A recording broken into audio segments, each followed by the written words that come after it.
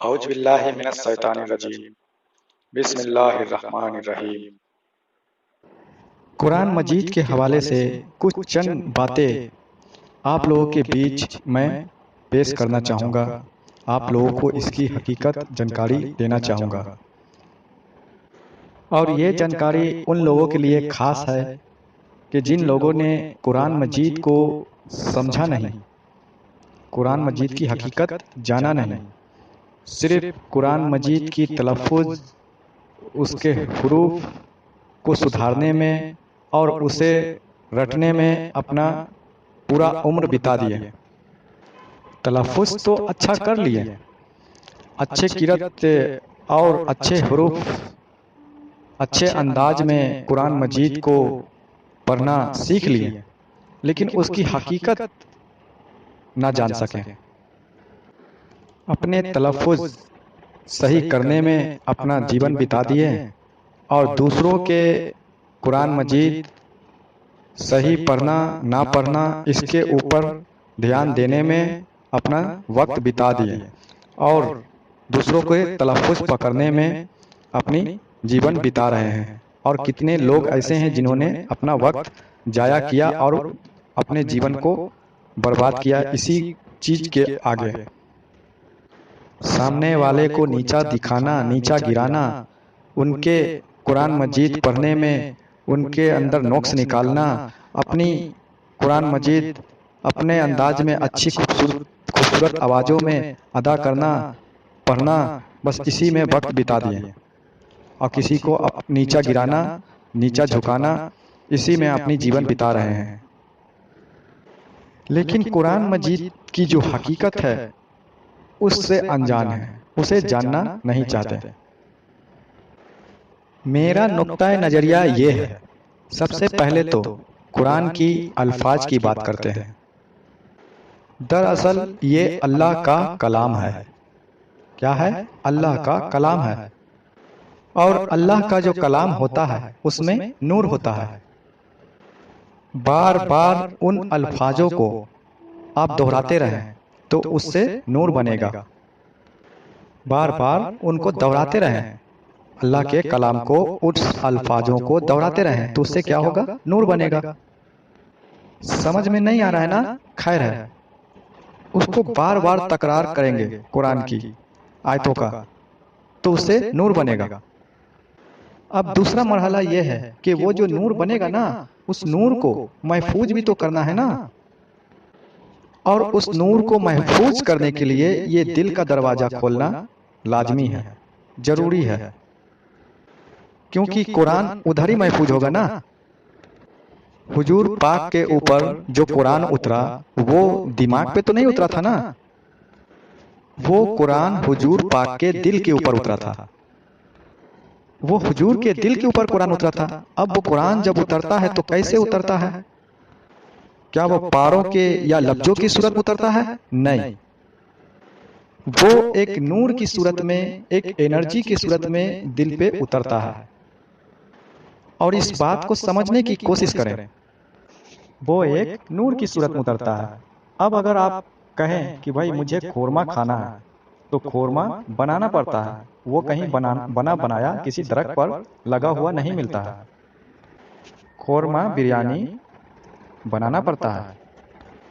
اسی طرح سے یہ قرآن کا نور جو ہے یہ دل میں اترتا ہے۔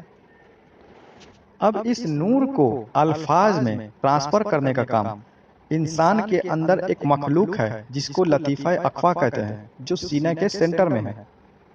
اس لطیفہ اقفا کا ہے یہ کام الفاظوں میں ٹرانسفر کرنے کا، اور یہ مخلوق جو انسان کے سینے کے سینٹر میں ہے جس کا نام لطیفہ اقفا ہے، یہ روح انسان کے جوان کو بلوانے کا ہی کام کرتا ہے۔ تو اس نور کو، جو قرآن کا نور سینے میں ہے، اس کو الفاظوں کی صورت میں لانے کا کام یہ لطیفہ اقفا کا ہی ہے، سمجھے؟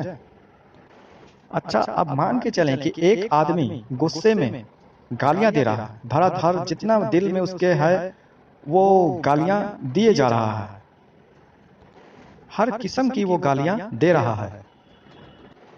مجھے بتاؤ وہ الفاظ، ہر قسم کی گالیاں، وہ الفاظ کہاں سے آئیں؟ اس کے اندر، تو پتہ یہ چلا کہ اس کے اندر نفرت ہے، تو جو یہ نفرت جو ہے وہ ٹرانسلیٹ ہو رہی ہے گالیوں میں۔ تو پتہ یہ چلا کہ اصل جو چیز ہے وہ الفاظ نہیں ہے، اس کا نور ہے، اور وہ نور قلب میں اترتا ہے۔ اسی لیے اللہ تبارک و تعالیٰ نے فرمایا کہ اور جبریل نے قرآن کو حضور کے قلب پر نازل کیا۔ تو قرآن در حقیقت کہاں محفوظ ہے؟ حضور کے قلب میں۔ اب جب حضور بولیں گے، فرمائیں گے، تو قرآن کا نور آپ کے لطائف سے چلتا ہوا لطیفہ اقفا میں آئے گا، اور لطیفہ اقفا سے وہ زبان پہ آئے گا۔ اگر آپ کی زبان عربی ہے تو وہ عربی میں وہ الفاظ نکلے گا، اور تو محمد رسول اللہ صلی اللہ علیہ وسلم سے لو لگا لے، ان تک رسائی حاصل کر لے۔ جب وہ قرآن کا نور تیرے دل میں جائے گا نا، تو پھر جب تو بولے گا تو تیری زبان اگر سندھی ہوئی تو قرآن سندھی الفاظ میں نکلے گا تیرے زبان سے، اردو ہوئی تو اردو میں نکلے گا، پنجابی ہوئی تو پنجابی میں نکلے گا۔ الفاظ مغز نہیں ہے قرآن کا، قرآن کا مغز نور ہے۔ یہ بات اپنی ذہن میں بٹھا لے۔ اور اسی کو کہا سراج منیرہ۔ وہ جو سراج منیرہ کہا نا اللہ تعالیٰ نے حضور کو، وہ حضور کے سینے کو کہا کہ چمک رہا ہے۔ کیسے چمک رہا ہے؟ کہ بھائی وہ جو قرآن تھا وہ حضور کے قلب میں، اور وہ جو بائبل تھی اس کا جو باطنی حصہ تھا وہ حضور کے خفی میں چمک رہا ہے۔ جو آدم صفی اللہ کو دی تھی باطنی تعلیم، وہ محمد رسول اللہ کے قلب میں چمک رہا ہے، اور جو موسیٰ علیہ السلام کو دی وہ سری میں چمک رہا ہے، لطیفہ سری میں چمک رہا ہے۔ اور حضور صلی اللہ علیہ وسلم کو جو خاص لقب اللہ کا علم دیا وہ اقفا میں چمک رہا ہے، لطیفہ اقفا میں چمک رہا ہے۔ یہ سب لطائف حضور کے سینے میں محفوظ ہیں، یہ سب لطائف حضور کے سینے میں ہے جو چمک رہا ہے۔ اور ان چمکتے ہوئے لطائف کو دیکھ کے کہا سراج منیرہ، اس چمکتے ہوئے سینے کو دیکھ کے کہا سراج منیرہ۔ بھائی حضور پاک کے روح بھی چمک رہی ہے، اور اس روح کے بغل میں جو دوسری روح ہے جو خفی، وہ بھی چمک رہا ہے۔ جب سراج منیرہ بولے تب حضور پاک صلی اللہ علیہ وسلم نے کہا کہ اے بنی آدم، تیرے جسم میں ایک گوشت کا لترا ہے۔ سارے انسانوں سے مخاطب ہو کے حضور پاک صلی اللہ علیہ وسلم نے یہ فرمایا، صرف مسلمانوں سے نہیں ہوئے، سارے انسانوں سے مخاطب ہو کے انہوں نے فرمایا کہ اے بنی آدم، تیرے جسم میں ایک گوشت کا لترا ہے۔ اور وہ ان حضور پاک کے سارے لطائف کی آواز تھی، جتنے لطائف ان کے سینے میں جتنی روحیں ہیں ان لطائفوں کی آواز تھی، اور فرمایا کہ اے بنی آدم، تیرے جسم میں ایک گوشت کا لترا ایسا ہے، اگر اس کی اصلاح ہو جائے تو تیرے پورے جسم کی اصلاح ہو جائے، اگر وہی فساد میں مبتلا ہو تو تیرا پورا جسم فساد میں مبتلا رہے گا۔ یاد رکھ وہ تیرا قلب ہے۔ تو قرآن حضور کے سینے میں، اور حضور صلی اللہ علیہ وسلم کے سینے سے تو بھی سینہ لگا لے۔ جس طرح حضور پاک صلی اللہ علیہ وسلم نے علماء کے بارے میں فرمایا، علماء من صدری، علماء وہ ہوں گے جو میرے سینے سے جڑے ہوئے ہوں گے۔ جس کے اندر بھی حضور پاک کے دل کا علم چلا گیا، اور اللہ کی قسم وہی عالم حق ہے، بھلے وہ کسی اسکول میں نہ بھی گیا ہو، بھلے اس کے تلفظ صحیح نہ بھی ہو، بھلے وہ مدرسوں کا تعلیم نہ بھی لیا ہو، لیکن جس کے سینے میں حضور کا وہ باطنی علم چلا گیا، خدا کی قسم وہی عالم حق ہے۔ سمجھ گئے؟ اب تجھے ماننا ہے تو مان، نہیں ماننا ہے تو پھر تلفظ میں اور قرات میں اور دنیا کی باہباہی میں لٹکا رہے اور قرآن کو رٹتا رہے۔ ماننا ہے تو مان، نہیں ماننا ہے تو مت مان، اور قرآن کو صرف رٹتا رہے۔ حقیقت نہیں جاننی ہے تو مت جان۔ بھائی حضور پاک صلی اللہ علیہ وسلم کون سے اسکول میں گئے تھے؟ حضرت سخی سلطان حق واہو رحمۃ اللہ علیہ کون سے اسکول میں گئے تھے؟ بلے شاہ رحمۃ اللہ علیہ کون سے اسکول میں گئے تھے؟ بلے شاہ رحمۃ اللہ علیہ نے فرمایا نہ میں پنج نمازہ نہیں تھی، نہ تسبیح کھڑکایا، مطلب کہ نہ تسبیح میں نے کھڑکایا، تسبیح میں نے دانے نہیں گنے، بلے نو مل گیا مرشد جو ایوی جا بخشایا۔ یہ ترجمے ورجمے سے کچھ نہیں ہوتا۔ اب ہم نے بھی ترجمہ نہیں پڑھا، لیکن آپ کو پڑھنا ہی ہے ترجمہ، تو بعد میں پڑھنا ترجمہ۔ اگر آپ کو پڑھنا ہی ہے ترجمہ تو بعد میں پڑھنا ترجمہ۔ پہلے قرآن کو اپنے دل میں اتار لو، اپنے سینے میں اتار لو، یعنی کہ قرآن کو پہلے سمجھ لو۔ بعد میں کیوں کہا پڑھنے کو؟ کہ آپ کی ضد ہے پڑھنے کو، کہ آپ کی ضد ہے پڑھنے کی، اس لیے کہہ رہے ہیں کہ بعد میں پڑھ لینا۔ جب یہاں سینے میں اتر جائے گی نا تو پھر آپ کو ضرورت نہیں پڑے گی پڑھنے کی قرآن کے ترجمے، کیونکہ ابھی آپ کی ضد ہے نا ترجمہ پڑھنے کی، اس لیے بعد میں کہہ دیا کہ بعد میں پڑھ لینا، پہلے سینے میں اتار لو، قرآن کو سمجھ لو۔ اور جب یہاں سینے میں اتر جائے گی نا تو پھر آپ کو پڑھنے کی ضرورت ہی نہیں پڑے گی نا، کیونکہ قرآن تو پورے سینے میں اتر چکی ہوگی نا۔ وہی حضور پاک تو کسی مدرسے میں نہیں گئے، ان کو قرآن کس نے سمجھایا؟ آپ کہیں گے اللہ نے، تو پھر تجھے اللہ کیوں نہیں سمجھا رہا؟ کیونکہ حضور پاک کا سینہ منور تھا نا، تیرا سینہ منور نہیں ہے۔ تو بھی اپنے سینے میں اللہ کا نور لے کے آ۔ ہاں جب منور ہو جائے گا نا اللہ کے نور سے تو پھر اللہ تجھے بھی سکھا دے گا۔ ترجمے کے اوپر ڈیپینڈ وہ کر رہا ہے، ترجمے کے اوپر وہ چل رہا ہے جس کا سینے میں نور نہیں ہے۔ جب سینے میں نور آئے گا نا، یہ دراصل دو طرح کی ہدایت ہے اللہ نے جو قرآن میں کہی ہے۔ یہ ترجمہ ورجمہ پڑھ کے وہ لوگ سمجھنے والے ہیں، یہ وہ لوگ ہیں جن کو کتاب سے ہدایت ہے۔ جو لکھا ہے ترجمے میں وہ کرتے رہو، اور اندر کی کوئی خبر ہی نہیں ہے، اندر کی کوئی خبر ہی نہیں ہے، بس جو لکھا ہے وہ کرتے رہو۔ اور اس کے لیے قرآن نے بھی کہا کہ کچھ لوگ مجھے پڑھتے ہیں تو میں اسے ہدایت دے دیتا ہوں، اور کچھ لوگ پڑھتے ہیں تو میں ان کو گمراہ کر دیتا ہوں۔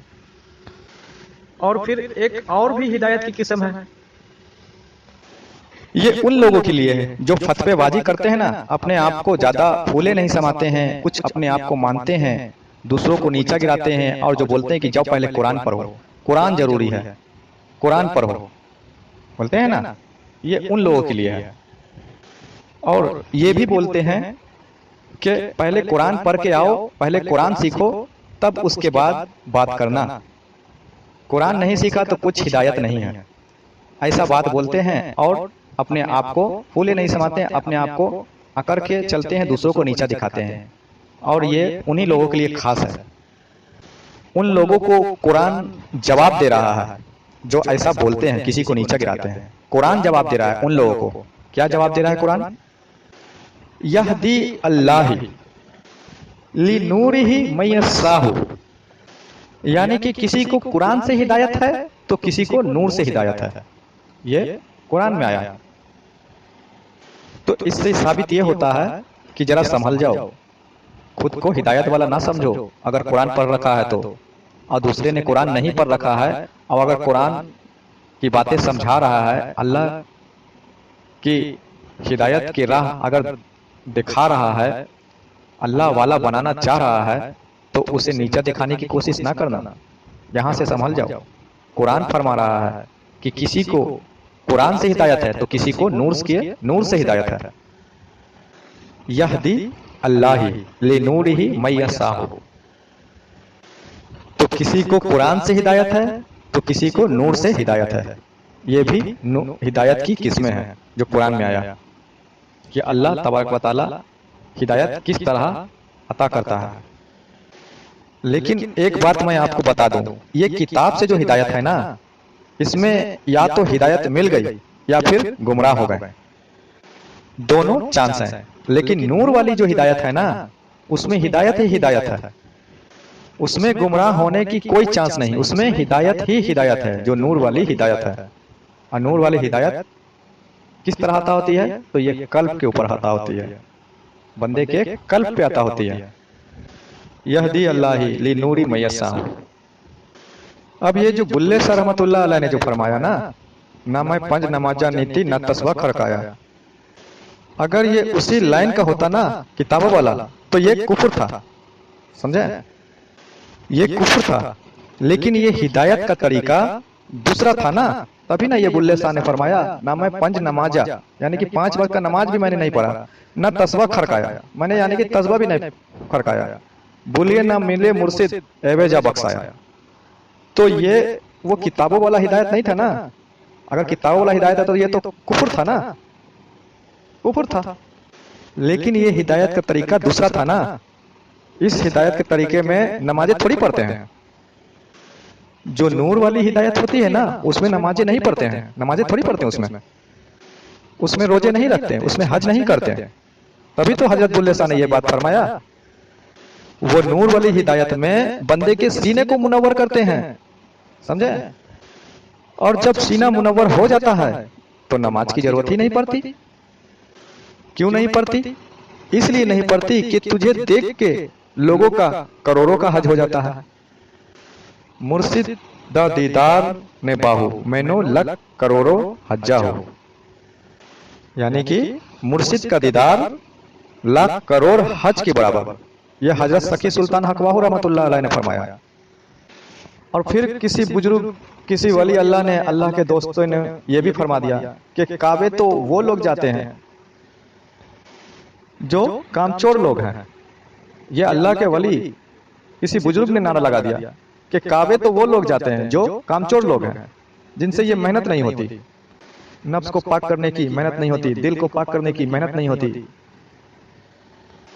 तो वो कहते हैं कि भाई उधर चलो, काबा चलो, उधर चलो, आसान काम है। मतलब कि दिल को पाक करने की, कल्ब को पाक करने की मेहनत नहीं होती, मेहनत नहीं करना चाहते हैं, तो कहते हैं कि उधर चलो काबा, वो आसान है, तो तू भी कर ले वो काम। गालिब ने कहा खुदा के वास्ते पर्दा नकाबे से हटा जालिब, खुदा के वास्ते कहीं ऐसा ना हो यहां भी वही काफिर सनम निकले, कहीं ऐसा ना हो। ये उसने कब कहा? इस बात के ऊपर ही सरकार गौहर शाही का उन पर करम हुआ। मतलब ये कि कुछ तो मंदिरों में पूज रहे हैं बुत को, ऐसा ना हो कि जिस बुत को पूज रहे हैं मुझे कहा गया है कि ये अल्लाह का घर है, और अगर जाके देखूं मैं काबे के अंदर, कहीं मुझे भी मंदिरों जैसा बुत न मिल जाए काबे के अंदर। तो इससे पता यह चला कि गालिब का महबूब अल्लाह था, गालिब का महबूब अल्लाह था। कहीं उसने अल्लाह के लिए ये कहा, गालिब ने कहीं अल्लाह के लिए ये कहा कि जला है जिस्म जहां दिल भी जल गया होगा, खुरेदते हो अब राख जुस्तजू क्या है। ये दिल के जिक्र के हवाले से बात की थी गालिब ने। वो तखय्युर की बात नहीं है कि जिस्म जल गया है। ताप नहीं थी ना इन्हें, इनके पास गालिब क्यों ताप नहीं थी ना। बड़ी कोशिश की इन्होंने कि इनको जिक्र का नूर मिल जाए, बड़ी ही कोशिश की इन्होंने कि इनको इसमें जात अल्लाह का नूर मिल जाए, लेकिन इनको वो ताप नहीं थी। हल्की सी एक तजल्ली, हल्की सी एक तजल्ली जो पड़ी इनके पर, तो फिर ये बेकाबू हो गए। हल्की सी तजल्ली रब की जानिब से पड़ी तो ये बेकाबू हो गए। तो फिर इमाम मेहदी का इनके ऊपर करम हो गया। तो मेरा कहना यह है कि कुछ तो ऐसे हैं जिनको किताब से हिदायत है, और कुछ तो ऐसे हैं जिनको नूर से हिदायत है। और जिनको किताब से हिदायत है वो इन चीज़ों में ज़्यादा रहते हैं, वो रोज़ा, नमाज, हज, ज़कात, इन चीज़ों में ज़्यादा लगे रहते हैं। और वो जो नूर वाले हैं वो अपने सीनों को मुनव्वर करने में लगे रहते हैं। बस बात जो है वो अल्लाह को मिलने की है, अल्लाह को पाने की है, जिस तरीके से भी अल्लाह मिल जाए। तो एक रास्ता जो है वो अनसुपरवाइज है रास्ता, वो किताब वाला। जो सही हुआ उसको हिदायत मिल जाएगी, और जो गलत हुआ उसको ठप्पे लगा दिए जाएंगे, उसको हिदायत नहीं मिलेगी, वो फेल हो जाएगा। और ये जो नूर वाला है रास्ता वो पहले से ही अल्लाह का हो जाता है, अल्लाह को सुपुर्द कर देता है, वो कबूल कर लेता है। بندہ کہتا ہے جی ٹھیک ہے مجھے قبول ہے، اور پھر اللہ نے بھی قبول کر لیا کہ میں بھی قبول ہوں، بس قبول ہو گیا تو پھر بیڑا پار ہے۔ یہ نور والا راستہ ہے، یہ نور والا ہدایت میں۔ اس کے بعد تم اس کے ہو، اپنے رب کے ہو، یہ نور والا ہدایت میں۔ اب جب اس کے ہو گئے تو اب اس سے دور نہیں جا سکتے۔ اب اگر تم نے دین پر عمل کیا تو تمہارے مرتبے بڑھیں گے، لیکن رہو گے تم اسی کے۔ اب میں وہ بات کہنے جا رہا ہوں جو شاید آپ سمجھ نہیں پائیں گے، اور وہ یہ کہ اللہ کے کلام کا کوئی بھی ترجمہ نہیں کر سکتا۔ کیوں نہیں ترجمہ کر سکتا؟ پتہ ہی نہیں اللہ کیا چاہتا ہے، اللہ کے دماغ میں کیا چل رہا ہے جب اس نے کہا تھا الست بربکم۔ پتہ ہی نہیں کیا ہے اس کے دماغ میں، کیا چاہتا ہے وہ، اس کے اندر کی حقیقت کیا ہے وہ رب ہی جانے۔ اب میں اگر آپ کو کہتا ہوں کہ یہاں آؤ، اب آپ اس کی ترجمہ کرو کہ میں کیا چاہتا ہوں، کیوں بلا رہا ہوں۔ الفاظوں پہ نہ جاؤ، کیا پتہ اس کے دماغ میں کیا ہے، کیا وہ چاہتا ہے۔ الفاظوں پہ نہ جاؤ، اس سے مل کے پتہ چلے گا کہ اس نے کیا کہا تھا، کیوں کہا تھا۔ اس سے پہلے نہیں، کوئی ترجمہ نہیں کر سکتا، اور کرا تو ہے سب نے، کرا تو ہے سب نے ترجمہ، تو گمراہ ہو گئے نا سب، ترجمہ کرنے کے بعد بھی گمراہ ہو گئے نا سب۔ اب یہ حضرت سخی سلطان حق واہو رحمت اللہ علیہ، جو اتنے بڑے ولی، اللہ کے دوست، ولی کامل گزرے ہیں، یہ تو گئے ہی نہیں تھے کسی مدرسے میں، انہوں نے کون سا ترجمہ کیا تھا؟ تو بغیر ترجمہ پڑھے بھی سلطان حق واہو بن گئے نا، سلطان حق واہو کا مرتبے پہ پہنچ گئے نا بغیر ترجمہ پڑھے ہوئے۔ اس لیے کوئی ضرورت نہیں ہے ترجمہ پڑھنے کی، اپنے سینے کو روشن منور کرو، اس کے اندر مکمل قرآن خود ہی آ جائے گا، اور جب اس کے اندر قرآن آ گیا تو پھر تم اپنا منہ کھولنا، پھر جو بھی بات نکلے تمہارے لب سے وہ ترجمہ ہے اللہ کی طرف سے، سمجھے؟